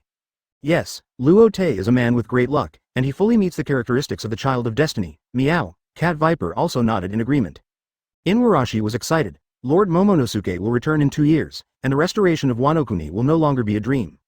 Cat Viper blew out a smoke ring and slowly said, didn't Luo Te say that Lord Momonosuke was only 8 years old when he traveled through time? As the child of prophecy, Luo Te will definitely help Lord Momonosuke. Inuarashi's tone was full of confidence. But what he didn't know was that in Luo Te's heart, he could not be the Pirate King, the world government could not be overthrown, and Momonosuke must die. After all, Nami and Robin are his women now. When he thought of Momonosuke in the original work, he couldn't control himself. Ha! Cat Viper yawned again. Inuarashi realized that it was daytime and his time. Then he shouted loudly, stupid old cat, now the time belongs to me, you should go back to sleep. Cat Viper threw away the pipe in his hand. What did you say? Then he softened his tone a little, licked his paw with his tongue. Lousy won't bother with you. After that, he jumped and disappeared into the jungle. The relationship between the two kings, Inuarashi and Cat Viper, has been bad for more than 10 years. The entire furry principality was divided into 2 halves. Duke Inuarashi was the king during the daytime. Cat Viper was the turn at night. As for why the two quarreled so much, it had to be said that Odin was boiled 18 years ago. When Odin was about to last the agreed hour, Cat Viper was very happy and said that Lord Odin won. At the same time, the people were very excited because of this sentence, and they all said that Odin defeated Shinigami. As Inuarashi, who was very calm and did not dare to draw conclusions without seeing the results, was very disgusted with this. It was because of the words of the cat-bellied snake that incited the people. The two broke up until now because of this quarrel. Luo Te, are you sure you can do it? Robin's voice came from a spherical electromagnetic barrier in the air. At this time, Luo Te held Robin's hand and walked towards Wanokuni. Men can't say no, he pinched Robin's grapes. As for whether I can do it, don't you know? Robin's cheeks instantly turned red, like the sunset glow hanging from the horizon. I'm talking to you about business? You're not serious all day. Are you sure that only the two of us can copy the historical text of the road sign from Wanokuni? Don't you believe in your husband? Luo Te increased the strength of his hand. Believe. After leaving Zuomu, Luo Te asked Klo and others to return to Taoyuan first. He went to Wanokuni alone to write the historical essay. Klo and others certainly disagreed with this. Wanokuni is Kaido's base camp. It was more or less unsafe for Luo Te to go alone. But Luo Te said that he was only going to print the historical text, not to start a war. And he had a way to hide, even Kaido couldn't find him. Klo thought about it and felt that this was also true. Luo Te's mobility was higher alone, and it was easier to just copy a historical text than to go with several people. So he took Crocodile and Enel back to Taoyuan first. But Robin said she would follow Luo Te. Luo Te knew that Robin had no resistance to the historical text, so she let her do it. Luo Te took Robin with him, and the two of them used the electromagnetic barrier as a cover and easily passed through the secret staircase in the Moonlight Sukiyaki room. Like Zhou Wu's landmark historical text, they had to go through a long downward staircase. Robin took Luo Te's hand and walked slowly down the steps, staring at the long tunnel under his feet and said, Luo Te, it's so dark around here, why do I feel like we are walking to the bottom of the sea? Yes, this road sign historical text is stored at the bottom of the sea. Luo Te tightened the soft hand in his hand. Under the sea? Robin looked suspicious. The historical text was hidden really well. Then, what is that? Robin looked through a piece of glass. I saw an ancient city sleeping quietly at the bottom of the sea. Every building was telling the heavy history. Swallows of fish shuttled between them. The architectural style was exactly the same as Wanokuni today. That was Wanokuni 800 years ago. Robin's eyes widened when he heard it. What? Wanokuni 800 years ago. Why is it at the bottom of the sea? Luo Te then told Robin about the changes of Wanokuni in the original book. After listening to Luo Te's explanation, Robin was particularly surprised. Unexpectedly, almost all the kingdoms they met along the way had a huge relationship with Joy Boy in the war 800 years ago. It seems that many important things must have happened in this void century. When she thought of this, Robin was very excited. Being able to uncover the truth of history is something that fascinates her. As the two approached, a huge red stone appeared in front of them.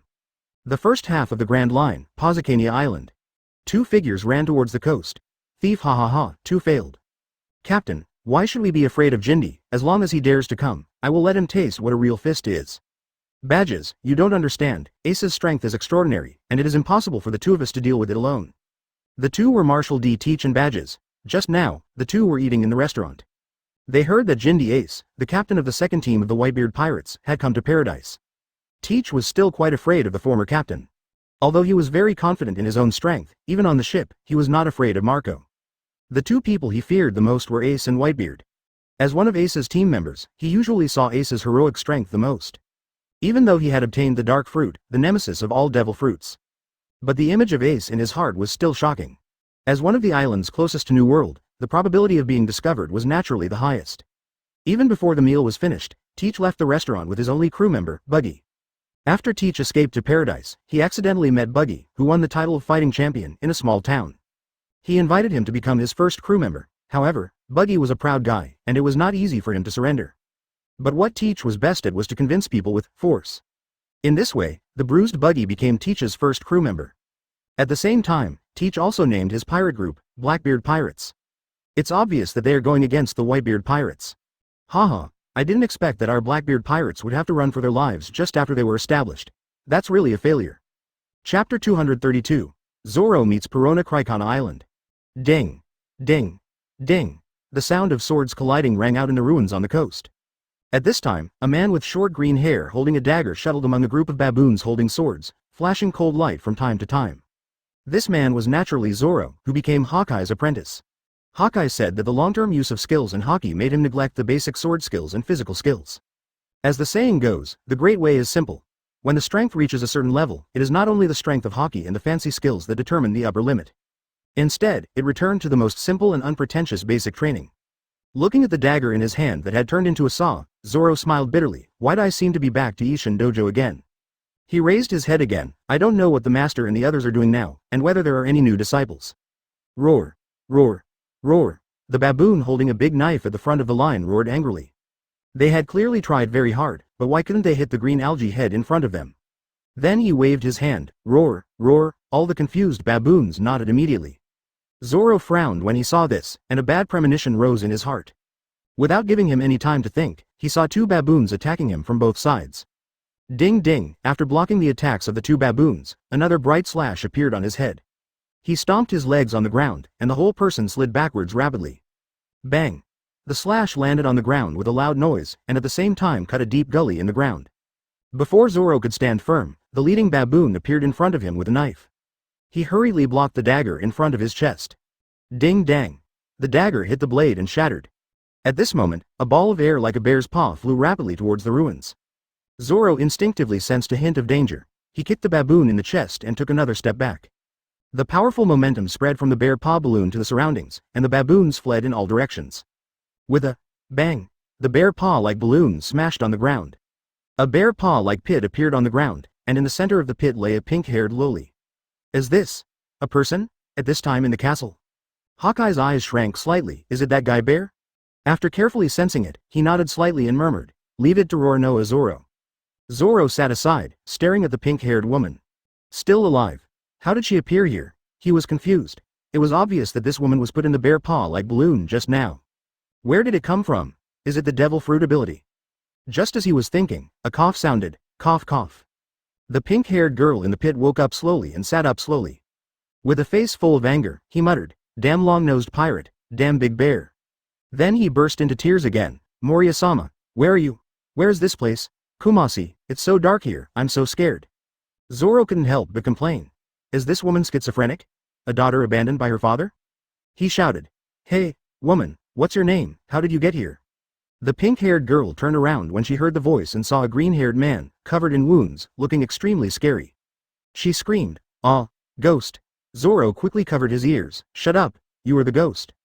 Hearing Zoro's shout, the pink-haired girl burst into tears. "Woo woo woo, you bully me, Kumasi come to protect me. Cry and whine, it's so noisy." Zoro hated to see girls crying, and he was at a loss for a moment. Hearing this, the girl cried even harder. "Wow, you bullied me." Cough cough cough. Zoro almost choked to death on his saliva. "Do whatever you want, I want to continue practicing." After saying that, he turned and walked towards the coast. The strong girl muttered, "Huh, what a heartless man." He struggled to stand up, but he was injured on the Devil's Dao, and he had not eaten or drunk for several days and nights. Where did he get the strength at this time? Bang! Ouch! He fell to the ground just after bending over. Zoro frowned slightly at this time. Sure enough, in his observation color, he clearly sensed that the girl was already quite weak. He was not a person who would not help someone in danger, but he did not know how to deal with women. Ah, he sighed and walked back. The girl looked confused when she saw Zoro coming towards her. Before he could react, she was carried on Zoro's shoulders. "Ah, what are you doing? You are bullying me again." The girl looked ashamed and angry. This was the first time he had such close contact with a man. He wanted to struggle down, but he was so weak that he had no strength. He could only keep hitting Zoro's back with his fists. You kept shouting, "Put me down, put me down." The girl's voice was too damp. Zoro could only shout again, "Shut up." The girl was very surprised to hear this and really quieted down. "Are you going to that castle? You are going in the wrong direction?" Zoro's old face turned red and he quickly turned in another direction. "Not this way, it's the left." Zoro turned right quickly. "You're going the wrong way, not this way, not this way." No matter how the girl guided him, Zoro would always miss the right direction. The girl was speechless. "It would be better if you didn't chop the poles. If I climbed by myself, I might have climbed to the castle and wouldn't be going around in circles." For a moment, she thought Zoro must have a brain problem. "Are you a road idiot? You can't tell left from right, front from back." Zoro blushed and was a little angry. "Shut up." After going around in circles, the two finally arrived at the castle. "Why are you back so early today?" Hawkeye said while tying an apron and looking at Zoro. Zoro didn't answer him, but slowly put the girl on the sofa. Hawkeye looked at the girl and said, "Oh, isn't this the ghost princess on the Moria ship?" The pink-haired girl was the ghost princess on the Moria ship, Perona. Perona looked up and saw the man tying an apron, and her eyes widened immediately, with an expression of disbelief. The voice was also trembling. You are the 7 warlords of the sea, Mahawk, like Moria-sama." Hawkeye asked curiously, "Why are you here? Where is your Captain Moria?" Hearing this question, Perona looked depressed for a moment. Moria-sama was defeated by Straw Hat Luffy. "Then why are you here?" I was slapped here by Big Bear." Zoro only knew the girl's identity at this time. It turned out that he was a cadre on the King's 75 Seas ship. But seeing the girl's slightly pale cheeks and weak body, he couldn't help but say, "Go cook, I'm hungry." Hawkeye. Chapter 233, Zoro's Nemesis, Perona. Zoro also slowly left and walked towards a room. Perona saw this and asked quickly, "Green Algae Head, what are you going to do?" He was quite scared at this time. This castle was very big and gloomy. When he was on the Ghost Dao, Kumasi was with him. After Zoro left, he was left alone. What he feared most was the darkness and insects. Zoro paused when he heard this. He didn't answer anything. Then he raised his foot and walked forward again. Perona could only hug her knees tightly, and kept shouting Kumasi Kumasi. After a while, Zoro took a glass of water and slowly placed it on the coffee table in front of Perona. "Drink it if you want to, I haven't drunk it." Zoro's tone was very stiff. Hearing this, Perona couldn't help pouting her lips, and she was still complaining in her heart. Although she was tough on the surface, she was still kind. Seeing that Perona didn't make any move, Zoro said again, "Drink it if you want to drink it, and if you don't drink it, I'll pour it away." Perona muttered secretly, I am the Ghost Princess. "There are many people on the Devil's Dao who are willing to give me water to drink," Zoro asked. "What did you say?" Perona didn't say anything, but snorted, then picked up the water on the table and drank it in big gulps. In the blink of an eye, a glass of water was drunk up. Seeing this, Zoro picked up the cup again and walked towards the inner room. Soon he brought a full cup of water and placed it in front of Perona. Perona picked up the cup of water again and drank it all up. After so many days of not eating or drinking, he really couldn't stand coughing. Zoro took the cup to the inner room again and came out with a full cup of water. "I'm not a bucket. I've drunk enough, I want to eat now." Perona was twisting her body at this time, and her little feet kept sitting on the ground. Just like a child. I have seen the power of Perona's crying. Zoro could only mutter in his heart at this time. Women are really hard to serve. For a while, the two were silent. Zoro took out the knife and took care of it himself. Perona sat on the sofa with her knees hugged and looked at Zoro from time to time. She thought, it would be great if this man was Kumasi. However, he knew that Lord Moria was defeated and Kumasi could not come back, and she had nowhere to go for a while. She didn't even know where this island was. Thinking of this, she couldn't help sobbing again. At first, Zoro didn't care about him, but Perona's sobbing became louder and louder. Just tell me what you want, don't cry, okay, auntie? Perona looked Zoro up and down and cried even harder. Why are you crying? Go find your Kumasi. As soon as he said this, Zoro regretted it. He didn't know why he blurted it out. Kumasi.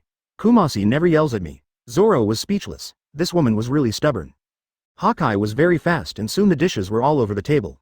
On the table, Perona didn't look like a little girl at all. She was wolfing down food at this time. He was no longer as quiet as before. Zoro trained very hard every day, and his physical energy consumption was quite high.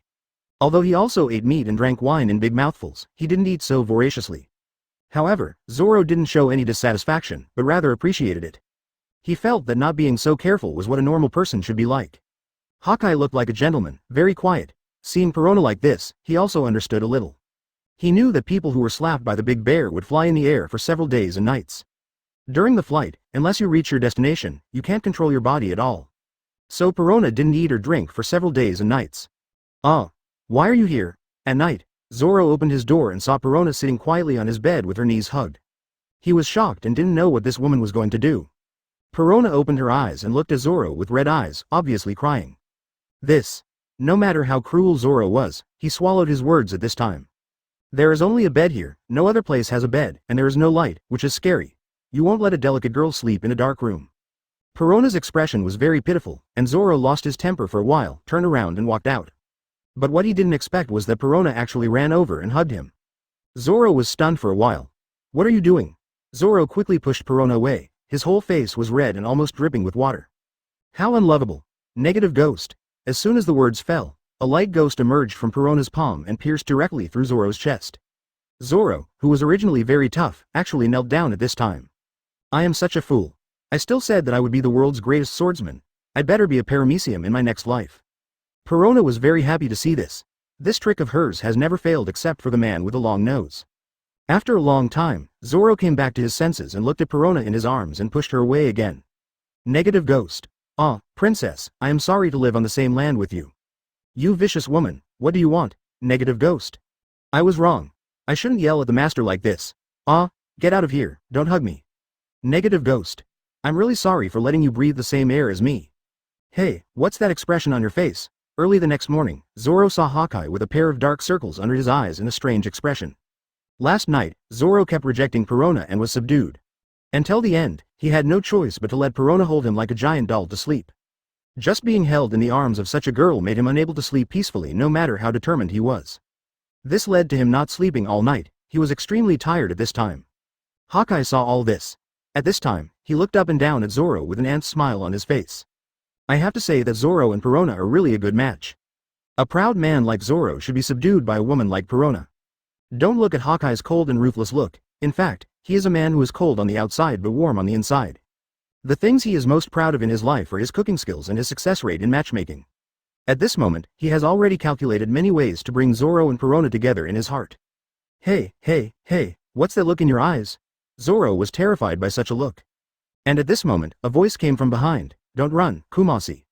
Chapter 234. Finding Zoro in Gion. Hey, what on earth are you doing? Zoro was a little speechless as he looked at Perona floating beside him. How come this woman is like a ghost, following him wherever he goes? What made him even more uneasy was that he had been quite against this woman treating him like a doll and sleeping with him in her arms a few days ago. But every time he was about to push her away, this woman would pretend to be pitiful. And would use the devil fruit ability to make him lose his resistance. The ending was always the same, he was always the loser. Every time Zoro was training, Perona would sit quietly on a big rock beside him. He didn't understand why this woman did this, just let her be. Hawkeye was sitting in the castle at this time, drinking coffee leisurely, holding a newspaper in his hand. The newspaper was the news that Luffy and his gang defeated Gecko Moria. It was just that his observation Hawkeye was always paying attention to Zoro and Perona. He was a lone ranger, a person who didn't like crowds. He also observed for a long time and found that no one occupied this castle. For so many years, there were only a few baboons left on the entire island except for himself. Unexpectedly, two people came in the past half-month, making him, who originally liked quietness, feel that the bustle was actually not bad. More importantly, watching the various interactions between this man and woman was particularly sweet. What was going on? He now felt nervous, like his son was getting married. New world. An electromagnetic sphere was floating slowly on the sea. What? You said that Marine Vice Admiral Momoshiki was in Taiyuan. Robin nodded. Yes, he has been in Taiyuan for almost a month. Nani, why didn't you say it earlier? Luo Te said and sped up a bit. Robin laughed at this. What, did our Lord Shen Tu and this Marine Vice Admiral have something going on? His smile was a little meaningful, and Luo Te's lower body was chilled. Unexpectedly, this Robin, who had always been considerate, turned out to be like this. So scary. Luo Te raised his hands quickly. How dare I? Don't you think that a Marine Admiral who suddenly appeared in Taiyuan must have some unknown secrets? I guess you must be very shocked after hearing the reason. Robin's words successfully aroused Luo Te's interest. Robin meant that the purpose of this Marine Vice Admiral coming to Taiyuan was a little strange. He came for someone. Luo Te raised his eyebrows. Who? Zoro. Luo Te was a little strange after hearing this. If I remember correctly, when the Marines surrounded them last time, this Momoshiki Vice Admiral was Zoro's opponent. It's hard to say that he came to seek revenge on Zoro this time. Luo Te's expression naturally fell into Robin's eyes. She said she likes Zoro. What? Hearing Robin's words, Luo Te felt that his three views were shattered. What's the situation? You know, the age difference between the two is quite large. Although I don't know how old this Gion is, but from the fact that Marine Suru staff and her call each other sisters, I can guess that Gion should be quite old. What's more, Zoro is still a piece of wood. You should know that in the original book, there are many women who have had close contact with Zoro, but in the end, they're all single. Luo Te, Roranoa, where is Zoro? Why didn't he come back? Luo Te didn't know when he took Shirahoshi back to Taiyuan Gion last time. This time when Luo Te returned to Taiyuan, he found Luo Te as soon as possible. She heard from Klo and others that Luo Te and Zoro were together, so why didn't she see Zoro now? Zoro is with Hawkeye now. Gion got anxious when he heard this. Which woman is Hawkeye? Is she as pretty as me? Does she have a good figure as me? Luo Te couldn't help but widen his eyes. From Gion's performance and expression just now, it can be clearly seen that Gion really likes Zoro. To the point that he even regarded a famous person like Hawkeye as a woman. Luo Te was a little curious. What magic did Zoro have that could make a Marine Vice Admiral fall in love with him? If Luo Te knew correctly, this Marine Vice Admiral used romance to seduce criminals and then arrest them. Such a woman would actually say that she fell in love with Zoro one day. How could he not be surprised? Hey, Mr. Vice Admiral, don't you know Hawkeye? Hearing this, Gion thought for a moment and suddenly realized, you mean Mihawk, the world's greatest swordsman? Luo Te nodded. Who else is called Hawkeye in this world besides him? Then what is he doing at Hawkeye? After getting the news from Zoro, Gion immediately rented a boat to the island where Hawkeye was. Looking at the boat going away, Robin couldn't help but sighed. What a bold and infatuated woman. Nami also nodded. I hope she can find true love. In the days of getting along, she has already thought of understanding Gion's personality. She is usually careless, but her mind is very delicate and she is also very good. By the way, Luo Te, you should be interested in this newspaper. At this time, Robin's voice slowly sounded. At the same time, a newspaper was caught in front of Luo Te. Luo Te took the newspaper and looked at it carefully. What is this? It was the news that Luffy and his gang defeated Gecko Moria. Didn't expect them to go this far? He couldn't help but mourn for Moria now. You know, Luffy's current strength is quite terrifying. Moria must have been in despair at that time. Linger ran over at this time and looked at the content of the newspaper. She couldn't help but sigh. I didn't expect that Luffy could already defeat the 7 warlords of the sea. I'm really happy for him. She still remembered the hellish training she, Ace, and Luffy had experienced on Luo Te's ship. Usually, Linger and Luffy always quarreled, but she really treated Luffy as her own brother. She was also very happy to see the news that Luffy was safe again. But Luo Te's brows gradually frowned. If he remembered correctly, it was after Luffy defeated Moria that Perona was slapped and flew to Kuraigana Island by the bear. According to the time, more than 20 days have passed, which means that Zoro and Perona should have been together for a long time. Based on his understanding of Perona in the original work, something must have happened between her and Zoro. Zoro's haki is not enough to resist Perona's fruit ability. Zoro should be under Perona's control at this time. I don't know what will happen when I see Zoro and Perona again in Gion. 2 days later, a small boat slowly docked at the coast of Kuraigana Island. A tall and beautiful woman slowly walked down from the boat. She sensed a very powerful momentum on the island with a slight sense. She knew that it should be Hawkeye, and a strong fighting spirit burst out from her eyes for a while. Any swordsman in the world would not be able to resist challenging Hawkeye as long as he saw him, because that was the ceiling of the swordsman. Slightly shook his head. Nothing was more important than Zoro now. Then there were 2 human breaths on the coast. One of them was a woman's breath, a little weak. The other momentum was quite strong, not much worse than Hawkeye, but quite familiar. She was happy and knew that it was Zoro. Then she activated Moonwalk and Shave, and soon came to Zoro's position. But the scene before her made her a little angry. Chapter 235. Zoro was kissed forcibly. At this time, a beautiful girl with pink hair appeared in front of Gion, wiping Zoro's sweat. She couldn't stand this. Zoro was her chosen man. How could she allow another woman to be so close to him? She immediately shouted, "Hey, what are you two doing?" Perona couldn't help shaking her hands when she heard this voice, and was obviously frightened.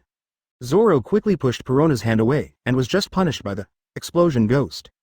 The two turned around and saw a tall and long-legged beauty slowly walking towards them. Zoro thought about it in his mind, and always felt that this woman was familiar, as if he had seen her somewhere. Roronoa Zoro, long time no see. Gion's voice was a little shaky, and this was the voice she made after calming down a little. Originally, she thought she would be very calm after seeing Zoro. After all, she had met countless men before. When she really saw Zoro, she was actually nervous. Long time no see? Have we met before? Zoro was a little confused when he heard it. It seems that the two have indeed met before, but he can't remember who the woman in front of him is. Hearing Zoro's words, Gion couldn't help but darken his eyes. "You won't forget me, right?" Zoro scratched his head. Why did this woman's tone have a faint resentment? "Excuse me, who are you?" Gion was a little sad. "You won't forget what excessive things you have done to me, right?" Zoro was completely confused. "Hey, you woman, don't talk nonsense, okay?" Perona also had a face full of question marks. This woman questioned her toy right away. It seems that something else happened between this woman and her toy. For a moment, she actually felt that her beloved toy betrayed her. "Hey, you woman, this is my toy, what are you going to do? Did my toy offend you?" As she said that, she pulled Zoro over and hugged his arms with both hands, as if she was declaring sovereignty. Zoro pushed Perona away, but Perona hugged her so tightly that she didn't push him away for a while. Gion frowned. Perona, also known as the Princess Mononoke, a member of the 7 warlords of the Sea Gecko Moria. Perona was not surprised to hear Gion reveal her identity, but instead remembered her captain. She started crying again. "Captain Moria, where are you?" Her tears and snot all wiped onto Zoro's sleeves. Zoro pulled his sleeves with a look of disgust. "Hey, what are you doing? Aren't you disgusting?" He turned to Gion and continued, "Hey, explain it to me." Gion flicked her hair. "You did something really bad to me." Then she covered her chest. Cough cough cough cough. Zoro almost vomited blood when he saw this, and his face was a little red. "Don't talk nonsense. I don't even know you. How could I do something bad to you? You actually forgot me." Gion showed a trace of feminine charm with great difficulty, which was something he had never done before when he seduced criminals in a romantic way. "Formally introduce myself. My name is Gion, and I used to be a Marine." "What? Marine? What are you doing here?" Perona panicked when she heard it was Marine, and hid behind Zoro. "Kumasi, protect me." "Zoro. I told you I'm not Kumasi." Then he turned his head and looked at Gion carefully. Are you the female Marine?" He then remembered that this woman was the Naval Headquarters Vice Admiral Gion, codenamed Momosagi, who participated in the encirclement and suppression of Luo Te's gang last time. For a moment, he became a little alert. "What are you doing, female Marine?" Seeing this, Gion was a little helpless. "Didn't I say it before? I used to be a Marine, but I'm not now." Zoro didn't believe Gion's one-sided words. He knew that many Marines would use this method to let the enemy relax their vigilance and then achieve the purpose of arrest. "Then why are you here since you haven't entered yet?" Gion raised his eyes and stared at Zoro. "I came here specially to find you." "What?" Gion walked slowly to Zoro. "I like you, so I came here specially to find you." Cough cough cough cough. You. Zoro couldn't help but took a few steps back, looking surprised. He asked again. "What did you say?" Gion looked at Zoro with a serious face. "I said, I like you. How about it? Is it clear?" Zoro didn't know what to say for a while. This woman was very strange. The last time the two met, they were still fighting, and this time they said they liked each other. No one could accept it. At this moment, Perona remembered who the woman in front of her was. "Are you Momosagi? The Marine Vice Admiral?" Then she pulled Zoro's arm tightly and whispered, "Be careful, this woman has a problem.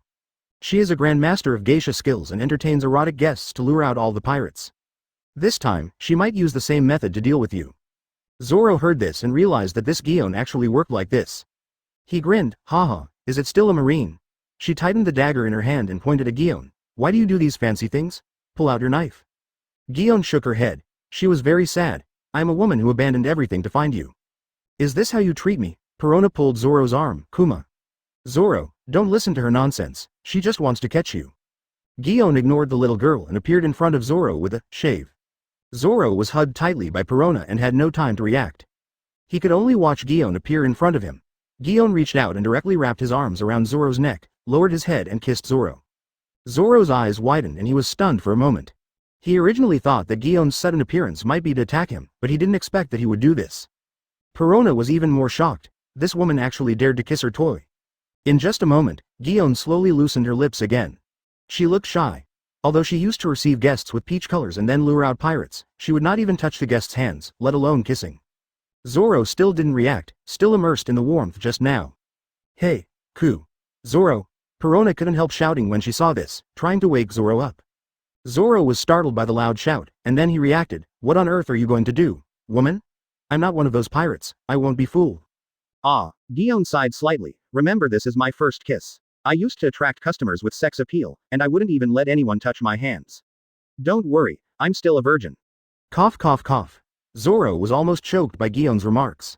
What on earth are you going to do? He felt that he was being controlled by these two women. I want to marry you. What the hell? Chapter 236. Zoro's Shira Field. What? Zoro is my toy now, I am his master, you can't get married without my permission. Perona was a little angry for a while, she didn't expect this woman to marry Zoro. Then she will have to hug Zoro to sleep in the future? Who will she hug? Then won't she have to sleep alone in a dark room in the future? No, she couldn't accept that kind of life, for so many years he had Kumasi to accompany him at night. Now Kumasi is gone, just found a green algae head, and it will be snatched away by others. No, Zoro can't be given to you. Gion raised her eyebrows and said, Sister will buy you a big doll. Zoro is sister's husband now. Her tone was quite gentle, as if she was discussing something with her own sister. Originally, she was a little jealous when she saw Perona wiping Zoro's face. When she really saw Perona, she realized that she was very young and might not understand what love between men and women was. So she was relieved at this moment, and the hostility just now disappeared. And after hearing this, Perona didn't know why she was furious. She hugged Zoro's arms in her arms at this time. No, Zoro is mine. That expression was like swearing her sovereignty. She was afraid that Zoro would be snatched away by the tall woman in front of her. I have kissed Zoro, so she is naturally my little sister. Gion's voice was full of teasing, and Perona's expression was a bit playful. She wanted to see how this little girl would respond. Perona was speechless for a moment and her face flushed. In this regard, she was indeed not as good as Gion. I have been holding Zoro to sleep these days, so of course she is mine. What? Gion was stunned when he heard this. Sleeping with her? Could it be? She didn't dare to think about what happened between the two. She thought this girl was still young and didn't understand anything, but now it seems that she is too young. Unexpectedly, this pink-haired little girl has taken the lead. For a while, he looked at Zoro with a questioning and unbelievable look. There was a feeling of being betrayed by her husband. Perona was very pleased to see Gion's expression, and wanted to raise her head to the sky. Gion was so angry that her teeth itched. Zoro couldn't help but say, Hey, are you two done yet? Feelings have been treated as commodities in the hearts of these two women. It seems that there is no need to care about his thoughts. Shut up. Negative ghost. Poor Zoro was beaten by the negative ghost again and crawled on the ground. I'm sorry for living in this world. I'll lick the ground clean now. Support the current situation, with a shocked face.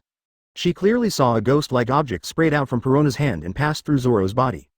Then Zoro became so negative. It seems that this pink-haired girl is still a demon fruit power. I just don't know what kind of devil fruit it is. She is very wary of this, and doesn't know if this ability has any effect on herself. Look, how good, Zoro can only be mine. While saying this, Perona also walked up and gently stroked Zoro's head. Just like a master stroking his pet, he also often showed off to Gion how obedient Zoro was. Seeing this scene, Gion was filled with endless anger. I wonder if this girl will use this ability to make Zoro do some strange things at night. What she didn't know was that Perona really didn't know what love between men and women was. At night, she simply hugged Zoro as a doll to sleep. In Gion's cognition, Zoro was already her man. She didn't allow anyone to humiliate her man like this. What are you doing? Use the devil fruit ability to force Zoro to surrender. Can you get him like this? At the same time, she also guessed that the girl's words about hugging Zoro to sleep in the past few days should be to use the devil fruit ability to make Zoro passive and then do something. Perona stood up and put her hands on her waist. Toys should have the awareness of toys. Seeing this, Gion was already very angry, and her high chest kept rising and falling. You stinky girl. After speaking, he rushed towards Perona with a knife. At this time, Zoro got up from the ground. What are you two going to do? The two women stopped their hands and turned to look at Zoro. Zoro dusted himself off, looked at Gion, and asked, Marine Vice Admiral, what do you want to do? Gion felt very aggrieved when he heard this. Why did he only mention her and not Perona? Did they really sleep together? Shaking her head, she didn't care. As long as she could be with Zoro, she would do anything. I said I'm not Marine anymore. First resigned from Marine, now just to be with you. You actually yelled at me? Gion's eyes became red as she spoke. Zoro panicked when he saw Gion crying. He didn't know what love between men and women was, and he didn't know how to coax a woman at all. At this moment, he didn't know what to say at all. At this moment, a crisp sound of footsteps came. Da, da, da, da. The three of them looked in the direction of the sound, and it was Mahawk. Gion's brows moved slightly, and he slowly turned to face Hawkeye, with a huge fighting spirit rising from his body. He murmured, "The world's greatest swordsman? I believe that as long as a swordsman sees Hawkeye, he will definitely challenge him." She rushed towards Hawkeye holding the kinpilla. Hawkeye's black and yellow pupils shrank slightly. Marine Vice Admiral Momoshiki? He knew that although Momoshiki was a vice admiral, he had the strength that was not inferior to that of an admiral. Moreover, Momoshiki was also the best swordsman in Marine, and could be said to be the chief swordsman of Marine. He also reached out and pulled out the black knife from behind. Gion suddenly appeared in front of Hawkeye with a shave. Peach blossoms are flying. As soon as the voice fell, the kinpilla played a few sword lights in Gion's hand. It turned into peach blossoms in the air, like bullets shooting at Hawkeye at high speed. Hawkeye waved. Night. A huge green sword energy collided with the peach blossoms in the sky. In just a moment, all the peach blossoms were split in half and fell to the ground, and the fallen petals were colorful and beautiful. The petals fell to the ground, leaving sword marks on the ground. The two sword energies dissipated in the air. Gion raised his eyebrows when he saw this. Hawkeye was indeed the world's greatest swordsman. He easily broke his famous skill. She turned the kinpilla in her hand. Peach blossom slash. Suddenly, a huge pink slash shot towards Hawkeye. Hawkeye also ran towards Gion. Chapter 237. Luffy and his crew arrive at Sabaody. As expected, Gion still lost to Hawkeye. Gion was not discouraged at all and could fully accept this result. She used to be quite concerned about this, but now she has something more important to pursue. He saw clearly what happened between Gion and Zoro in the castle. During the battle just now, he had been looking at the Marine Vice Admiral in front of him. He could feel that Gion's feelings for Zoro were sincere. For a moment, he couldn't help but nod. Obviously he was quite satisfied with this daughter-in-law. Because of this, he didn't do much. I don't know what this girl is doing here. Isn't she here to challenge me like other swordsmen? Gion heard Hawkeye's question and raised her hand and pointed at Zoro. I'm here to take my man back. Hawkeye raised his eyebrows and sighed that there are still such generous women in the world. I can't make the decision. It's all up to Zoro himself. Sabaody Archipelago. A foremast sailing ship with a lion's head and a bone cross under the lion's head slowly stopped on the coast next to the number 41 mangrove. The leader was a boy wearing a straw hat who jumped down first. Then I'll go down first. Hey, Luffy, don't run around alone, Kurina shouted at the Straw Hat man. This ship is the Straw Hat Luffy's pirate ship, Thousand Sunny. Luffy jumped on the ground, his face full of excitement, and turned to the people on the boat and said, "Come down quickly. The ground here is so strange." Kurina and others also jumped to the ground. Sokka also put down the anchor and jumped to the ground in one step. Hey, Sokka. What do you want to do? Sanji waved and shouted at Sokka's back at this time. Sokka turned back. I'm going for a walk, what's wrong? Remember to buy some ingredients. Hearing Sanji say this, Sokka looked provocative. Well, I will buy it for you, after all, there is someone so weak that he even asks me to buy vegetables. Sanji's brows wrinkled instantly. I can't pretend I didn't hear it. After saying that, he also jumped down in one step. Sokka's contemptuous voice sounded again. Then I will buy some ingredients that some people can't buy in their lifetime. Then I will buy some ingredients that are not available on this island. I will buy what Grand Line doesn't have. Then I will buy what this world doesn't have. The two of them walked and quarreled. Can you two stop arguing all the time? At this time, a female voice sounded behind them. When Sanji heard this voice, his eyes instantly turned into hearts. Hi, Khalifa Sauce. This Khalifa is naturally a member of the original CP9. In the war with Luo Te's group, she was the only one left among all the CP9 members. She knew that she could no longer return to the world to conquer the government after failing the mission. Like the other members of CP9, she is an orphan and grew up in the world government's training base. She was trained to be a knife by the world government. The more she came into contact with the world government, the more she could feel the darkness of the world government. She had wanted to leave the world government for a long time, but she couldn't bear to leave her friends. After wandering around the sea, she returned to the Seven Waters. Originally, she thought she would be expelled by Ace Bagu, but unexpectedly, Ace Bagu still let her be his secretary. Not only that, Ace Bagu also explained to the Seven Waters to eliminate the people's hatred for her. But the crime of betraying Ace Bagu was not so easily eliminated by the people of the Seven Waters. And at this moment, a beam of sunlight shone into her world. That person was Luffy, the man who was usually carefree but had a high EQ, who saved her. She also became a member of the Straw Hat Pirates. You are sexually harassing. Sanji fell to the ground and twitched when he heard it, as calling a name considered sexual harassment. Sokka could only complain, you are worthy of being a pervert. What did you say? White-haired monster. Ah, want to fight. Perverted kappa. Rubber pistol.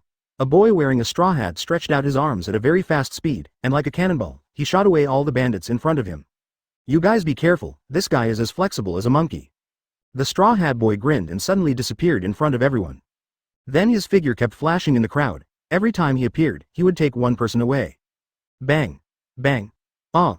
All the people who surrounded the straw hat boy fell one by one. On the other side, a skeleton with an afro was moving through the crowd. Yo-ho-ho-ho-ho-ho, revolutionary dance. He thrust the cane sword in his hand forward. There was a bang sound, and the 5 or 6 people in front of him flew backwards as if they were hit by a beast. What's wrong with this skeleton? Why is it attacking? Seeing this scene, the leading man couldn't help but exclaimed, it's worthy of being Luffy's companion with a bounty of 430 million. It's really tricky.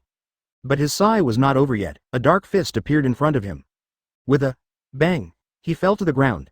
After defeating all the enemies, Luffy put on his straw hat and said to a green-haired girl. Let's go, Kami. Let's go find the coding engineer first and then go to the playground. The green-haired girl was naturally Kami, who was rescued by Luffy and his friends from the sea beast. Luffy also heard Kami's suggestion and came to Sabaody Archipelago. Kami was excited when she heard Luffy's plan. Amusement park, amusement park. Bang. At this time, the starfish in Kami's arms, who had been wearing a hat, reached out and slapped Kami. Kami, you have to control yourself. The amusement park is something we dare not hope for in this life. Kami's expression dimmed when she heard it. I know, I won't go, Papagu. Luffy looked puzzled. Why, didn't Kami say that the amusement park was what she wanted to go to the most? Why not go? At this time, Papagu slowly explained. Do you remember the group of people you just beat away? Luffy turned his head and looked at Papagu curiously. Remember, what's wrong? Others were also confused, wondering what this had to do with not being able to go to the amusement park. Then Papagu spoke again. Slave trade is very popular in this world, especially in Sabaody Archipelago. Slaves are also divided into different levels, the worst of which are male humans, followed by beautiful human beauties, and the top of these slaves are mermaids. As long as a trafficker catches a mermaid, he will not have to worry about food and clothing for several lifetimes. Sanji stroked his chin. I see, if Kami plays in the playground, she will definitely be discovered. If she is careless, she will probably be caught, right? Papagu nodded. Kami also nodded with a gloomy expression. Baga. Let's go to the playground. I will protect you, Kami.